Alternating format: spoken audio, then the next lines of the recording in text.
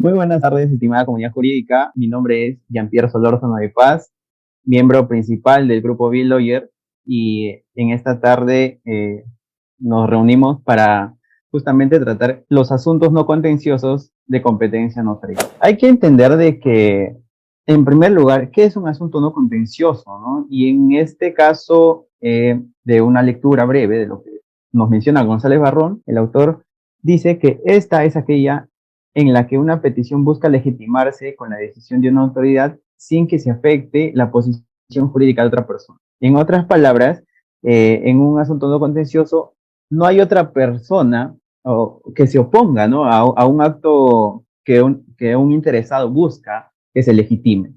Y en este caso vamos a verlo en el ámbito notarial. Por otro lado, es importante hacer la distinción, ¿no?, en qué consiste un asunto contencioso y un no contencioso. Lo común del contencioso es que haya sujetos determinados a los cuales se les afecta mediante una petición jurídica. Un asunto contencioso es muy común verlo en lo que es los procesos judiciales, ¿no? Sea una demanda de desalojo, sea una reivindicación y otros procesos más que se pueden conocer en la vía judicial.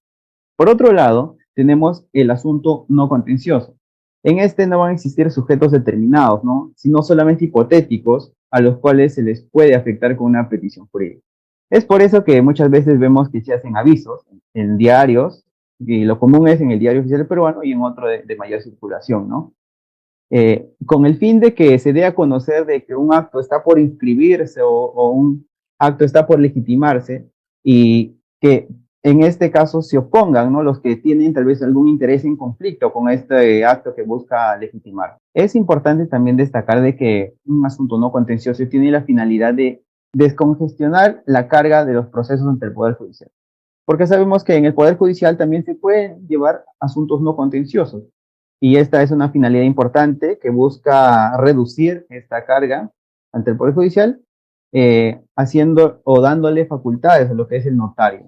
Es importante también destacar que hay normativa relevante.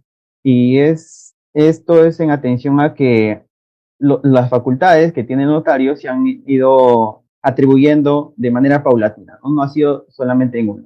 La principal es la ley 26.662, que es la ley de competencia notarial en asuntos no contenciosos, ¿no?, publicada en 1996. En esta se habían establecido 6 asuntos no contenciosos, que ya lo vamos a ver posteriormente, voy a mencionar cuáles son. Posteriormente se han ido añadiendo más con las mencionadas leyes, ¿no?, que acá podemos ver la ley 27.157, que es la ley de regulación de edificaciones, de procedimiento para declaratoria de fábrica y de régimen de unidades inmobiliarias de propiedad exclusiva y de propiedad común, publicada en 1999. Por otro lado, otra ley que añade otra función en asuntos no contenciosos al notario es la ley 27.333, que complementa, ¿no?, a la ley de la competencia notarial en asuntos no contenciosos, la cual es esta, ¿no?, publicada en el año 2000, la cual habla, ¿no?, de la regularización de edificaciones. Por otro lado, tenemos la ley 29.227, que es la ley que regula el procedimiento no contencioso de la separación convencional y divorcio ulterior. Esto se dio para las municipalidades y notarías. Esto se publicó en el año 2008. Por otro lado, tenemos otra ley más, que es la 29.560.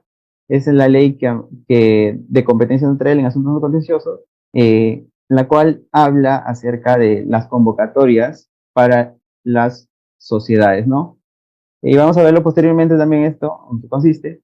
Y finalmente hay una ley que es la ley 30.933, la que regula el procedimiento especial de desalojo con intervención notarial. Esta se publicó en el año 2019. Ahora vamos a pasar a los asuntos de la ley 26.662, que es la ley primigenia que les mencioné, que contenía los 6 asuntos no contenciosos que vemos en pantalla, las cuales son la rectificación de partidas, la adopción de personas capaces, el patrimonio familiar, lo que es el inventario, la comprobación de testamentos cerrados y la sucesión intestada. Estas son las 6 primeras con las cuales se dio inicio, ¿no?, a los asuntos no contenciosos que fueron de competencia notarial. Bien, posteriormente se han añadido otras más, como las que ven en pantalla. Tenemos a la separación convencional y divorcio ulterior, el reconocimiento de la unión de hecho, la convocatoria a junta obligatoria anual y junta no obligatoria. También tenemos lo que es la constatación de las causales de desalojo. Y finalmente la regularización de edificaciones y otros. Bien, vamos a desarrollar ahora cada una de ellas. De manera breve, porque sí es muy extenso este tema. En la rectificación de partidas, es importante señalar de que esta rectificación solamente va a ser por errores evidentes o notorios. Es decir, supongamos que en un apellido se ha consignado Solórzano, supongamos. La primera es con S y la segunda con Z, pero la han consignado con ambas con S. Entonces, es un error que puede ser evidente, que es evidente y notorio, porque puedo presentar la partida de mi papá, el cual dice el apellido de manera correcta, entonces hay una evidencia, ¿no?, que justifica esta rectificación de partida.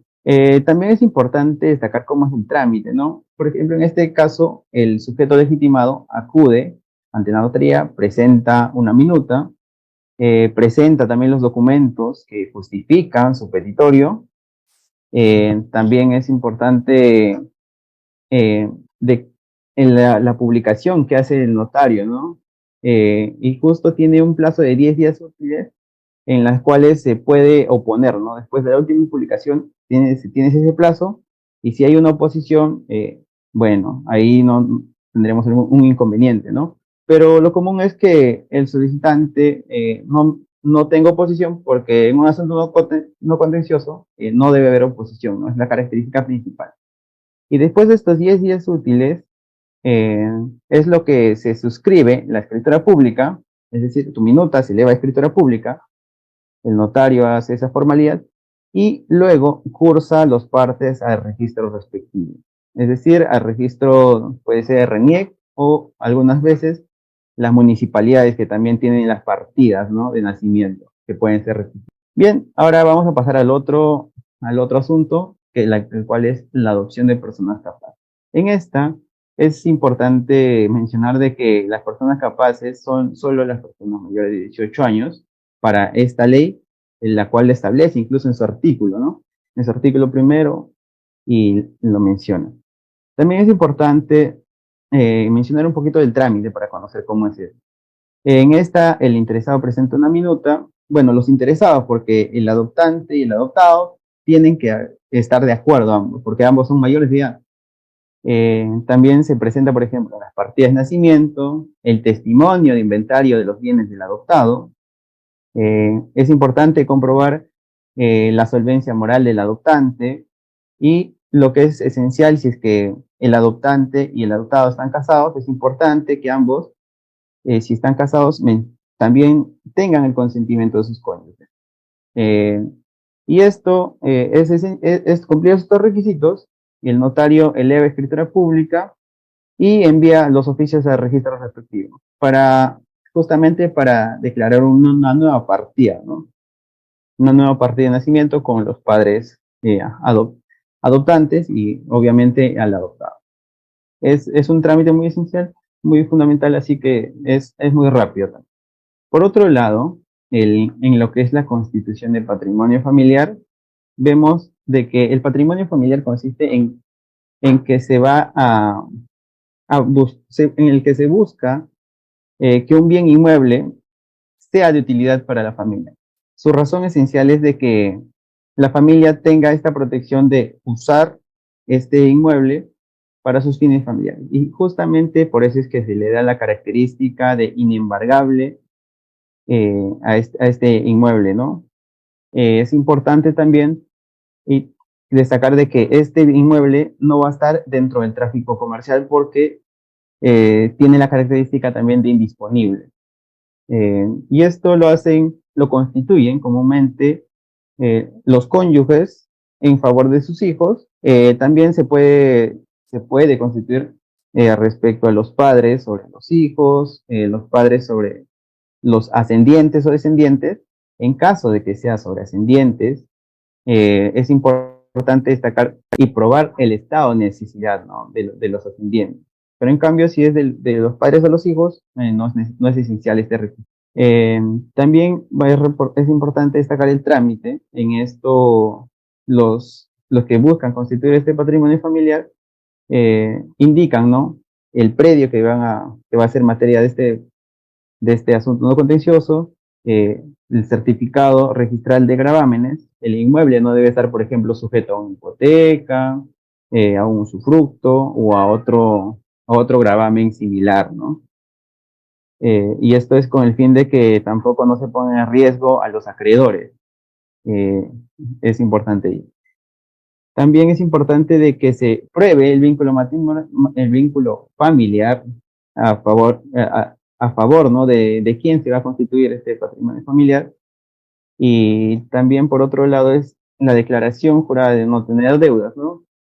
Y en este caso también se hace una publicación en un diario, que es, lo común es el Diario Oficial Peruano, pero hay lugares en los que no hay Diario Oficial Peruano comúnmente.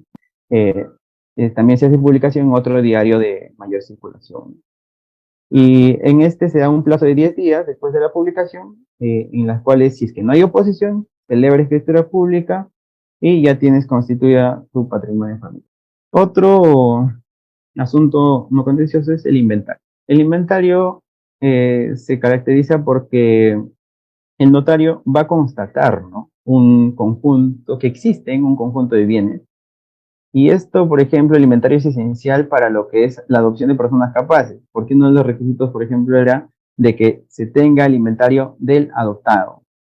Y entonces va a ser, por ejemplo, esencial para ese otro acto, ¿no? Que se lleve a cabo. En el inventario, el notario comúnmente bueno, realiza un acta de constatación de qué bienes está verificando la existencia, ¿no? Y esto lo protocoliza en su registro de asuntos no contenciosos. Es importante también mencionar de que el notario tiene diversos registros, ¿no? Tiene registro de testamentos, tiene registros de escrituras públicas, tiene otros registros más, incluso, bueno, otros registros en los cuales inscribe sus actos, ¿no? Sus actos de fe pública. Y eso es lo esencial del inventario, que constata nada más el inventario. Por otro lado, lo que es la comprobación de testamento cerrado. En este caso, un testamento cerrado es una forma, ¿no? de otorgar un testamento en vía notarial, muy aparte de la escritura pública, que es otra forma. Pero en este caso, en un asunto no contencioso, tenemos la comprobación de testamento cerrado. En esta, los interesados van a acudir, los interesados van a ser aquellos posibles herederos o legatarios, ¿no? Eh, y van a presentar lo que es la partida de función del causante y también el certificado registral, bueno, el certificado literal de registros públicos en la cual conste de que hay una inscripción de testamento cerrado, ¿no? También es importante de que el notario, en este caso, va a citar a los interesados, ¿no? Porque posteriormente, porque en una fecha establecida, el notario, según el notario, van a hacer la apertura de lo que es el testamento cerrado, siempre verificando también de que esté sellado, de que se haya cumplido todas las formalidades y que estén todos los interesados posibles, ¿no? Posteriormente a esto, el notario levanta un acta de todo lo acontecido en lo que se ha hecho la apertura del testamento cerrado y se va a incorporar este acta en su registro de asuntos no contenciosos, ¿no? Por otro lado, otro acto es la sucesión intestada. En la sucesión intestada, justamente hay ausencia en el testamento y por eso es que los interesados van a tener que acudir a una notaría eh, con el fin de que se les declare, ¿no? Sucesores.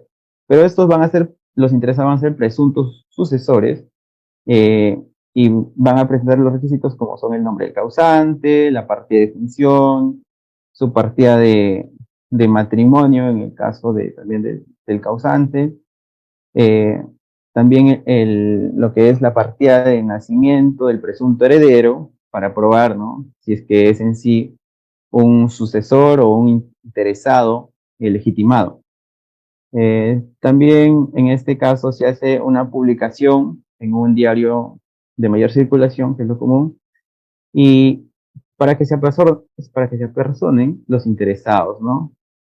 Luego, en el caso de que no haya oposición o en el caso de que no haya algún interesado más que concurra en el plazo de 15 días, se extiende lo que es la declaratoria de heredero y se remite los partes al registro de sucesión intestada. El notario va a remitir este acto, este parte al registro, es que es ya un ámbito de SUNAT, ¿no? Por otro lado, vamos a ver ahora otros asuntos noticiosos como la separación convencional y divorcio ulterior. Es importante mencionar que la separación convencional se da por acuerdo de las partes, ¿no? Es decir, de acuerdo de los cónyuges que buscan disolver su vínculo matrimonial. Y también otro requisito esencial es de que hayan transcurrido 2 años, como mínimo, después del matrimonio, ¿no? El trámite, en el trámite se debe cumplir los siguientes requisitos, como es el no tener menores, no tener hijos menores de edad, o si es que los tuviera, debe haber un acta de conciliación, ¿no? Porque justamente eh, la patria potestad y la tenencia, en este caso, se debe de estar subsanada para que no haya conflicto, porque eso es un asunto no contencioso. También se debe probar de que si se tiene hijos mayores con incapacidad. En este caso es requisito de que estos hijos mayores de edad tengan también un curador, ¿no? Por otro lado, es de que se deben de carecer de bienes sociales. Y justamente podríamos decir, los esposos han estado bajo el régimen de sociedades gananciales, ¿no? Pero lo común antes de hacer la separación convencional es hacer el régimen, cambiarte de régimen a lo que es el separación de patrimonios, ¿no? En este caso ya tendríamos ya ese requisito, ya no tendríamos bienes comunes, entonces ya se puede hacer lo que es el divorcio, ¿no? Divorcio por separación convencional. Otro requisito es presentar la declaración jurada del último domicilio, y el notario va a citar en una audiencia posteriormente, dentro de los 15 días, para que otra vez vuelvan a manifestar su voluntad de separarse, ¿no? Estos cónyuges van a manifestar otra vez su voluntad y esto se va a elevar a los registros de asuntos no contenciosos y posterior a los 2 meses de esta declaración ya de separación, eh, cualquiera de los cónyuges puede solicitar lo que es la disolución del vínculo matrimonial. Esto también requiere de una escritura pública y luego esta escritura pública será elevada al registro personal, ¿no? En el cual se va a inscribir lo que es el divorcio. Vamos a ver ahora lo que es el reconocimiento de la unión de hecho, y en este caso es muy similar, ¿no?, a lo que se hace en la vía judicial, pero es requisito, por ejemplo, de que hayan una convivencia o una cohabitación de 2 años continuos y que también no haya impedimento legal, ¿no?, de ambos interesados que quieren celebrar este reconocimiento de unión de hecho. También es importante que destacar de que cuando se reconoce la unión de hecho, los bienes se van a caracterizar por estar en la condición de bienes sociales, ¿no? Los bienes que se adquieran posterior al reconocimiento de la unión de hecho. Y el trámite consiste en que los interesados presentan su solicitud con sus datos personales, esencialmente, su certificado domiciliario, también un certificado negativo de unión de hecho. Eh, por otro lado, también tienen que acudir 2 testigos y los documentos que acrediten el plazo de convivencia, ¿no?, que es el de 2 años o más. Y también en este caso se hace una publicación y se tiene un plazo de 15 días desde la última publicación para que si hay un interesado se oponga, ¿no? Y luego, en caso no hay oposición, se eleva a escritura pública y lo que es el notario lo inscribe en su registro de asuntos no contenciosos y va a remitir los partes a registro personal para que se haga este reconocimiento de derecho. Por otro lado, otro asunto es la convocatoria a junta obligatoria anual y adjunta no obligatoria. Debemos de destacar de que la junta obligatoria anual debe llevarse a cabo dentro de los 3 primeros meses, ¿no? Al iniciado el año. En este caso, si es que no se ha llevado a convocatoria, un interesado nada más, incluso un interesado que tenga el derecho a voto eh, y también que tenga el derecho de una acción mínimo, puede solicitar, ¿no? Ante la notaría. Pero hay otros casos en lo que son las juntas no obligatorias. En este caso sí, cuando vemos la ley la ley general de sociedades, nos dice comúnmente que se requiere del 20% de accionistas, de acciones con derecho a voto. Entonces, este sería un requisito esencial. Y lo otro puede ser que también podamos verificar lo que dice el estatuto, ¿no? Para que se haga esta convocatoria. Y en este caso, solamente el notario va a verificar de que se cumplan estos requisitos y realizará la convocatoria, ¿no? Y después de la convocatoria, el notario va a dar fe de los acuerdos adoptados cuando ya se lleve a cabo esta junta de socios y de accionistas, por ejemplo. Y en este caso también es importante de que si que no hay oposición en dicha junta, todo va a seguir su curso normal, se va a reconocer, incluso se puede inscribir en su libro de actas lo que los acuerdos adoptados, ¿no? En esta junta. Pero en caso de que haya oposición, el notario se ve obligado a que emita los partes al juez de paz letrado, ¿no? Porque ya se convierte en un asunto contencioso y el notario no tiene esa facultad de resolver asuntos contenciosos. Por otro lado, vemos el asunto de constatación de causales de desalojo. En esta es importante mencionar de que hay requisitos también para que se lleve esta constatación. Y es, por ejemplo, de que el contrato de arrendamiento inscrito en lo que es una escritura pública, ¿no? O el formato único de arrendamiento. Y en este caso, el notario solamente va a constatar las causales de desalojo que se le establecen en esta ley especial que es la 30.933. Y hay dos causales en las cuales van a ser constatadas por el notario, ¿no? Las cuales son la falta del pago de la renta, que comúnmente sabemos que es los 2 meses más 15 días. Y el otro puede ser también, la otra causal que puede constatar el notario es el vencimiento del contrato, ¿no?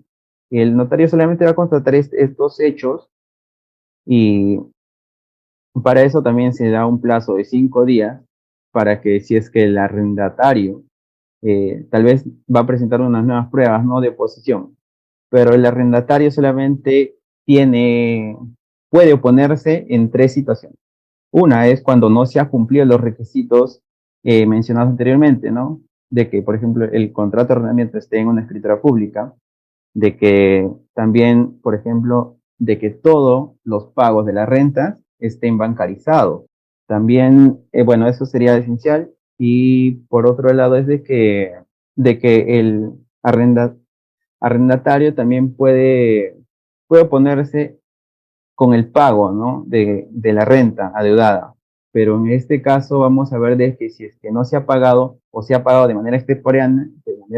extemporánea, este cumplimiento, bueno, vamos a tener por no cumplida la renta. Entonces, el notario va a seguir su curso de la constatación de las causales de desalojo y lo común es que en este caso, en este ejemplito último, si es que ha constatado las causales de desalojo que les mencioné que eran las dos, el notario va a volver esto como un título ejecutivo, ¿no? Porque el notario en este caso solamente constata y luego pasa partes a lo que es al juez competente, y el juez competente es el que va a resolver analizando esta constatación del notario. Entonces vamos a ver que ya se va a resolver el conflicto de causales de desalojo en un proceso de ejecución, ¿no? Es decir, el notario no resuelve nada, solamente el notario constata que se hayan incumplido estas causales para que se dé el desalojo. Y por último, vamos a ver lo que es la regularización de edificaciones y otros actos. En este asunto se ven, por ejemplo, la regularización de fábricas, ¿no? Muchas veces vemos que hay construcciones que no han tenido licencia y no se ha constatado, ¿no?, que se ha fabricado. Entonces el notario va a verificar, a constatar de las nuevas edificaciones para subsanar estas deficiencias que muchas veces no son declaradas, ¿no? Por otro lado, también se regulariza, por ejemplo, lo que es derechos de propiedad. Por ejemplo, hay poseedores de inmuebles que no, que no tienen en registros públicos nada de documentos que les reconozca como propietarios, como tales. Y en este caso el notario va a tener que constatar también, hay requisitos especiales para la constatación de lo que es el cumplimiento, ¿no?, de muchos documentos. Por ejemplo, hay contratos privados de transferencia de posición nada más, que pueden ser verificados, y que un requisito es de que se cumplan 5 años, ¿no?, de esa transferencia. O también hay otras modalidades en las cuales el notario va a tener que constatar la posesión, otras formas. También es importante destacar que tiene el notario, puede regularizar lo que es el reglamento interno, la independización y junta de propietarios. Esto se ve más en lo que son los asuntos del régimen de propiedad común y propiedad exclusiva, ¿no? También vemos de que hay otro asunto dentro de este, el cual es la rectificación de áreas y linderos, y el notario en este caso más que todo va a constatar de que las rectificaciones estén de acuerdo a los parámetros. Y uno de los casos es, por ejemplo, cuando se tiene mayor medida en la realidad, ¿no? Cuando se tiene mayor medida, pero bueno, en documentos tú puedes tener mayor medida de tu terreno, y quieres reducir porque obviamente no se condice lo que dice en papeles con la realidad. En este caso, como que no hay conflicto, en los cuales se lleva un proceso normal, se puede decir. Pero donde que surge conflictos es en el caso de que en documentos tú tienes menos, pero en realidad tú quieres, tú quieres que se reconozca tal vez que una porción más, ¿no?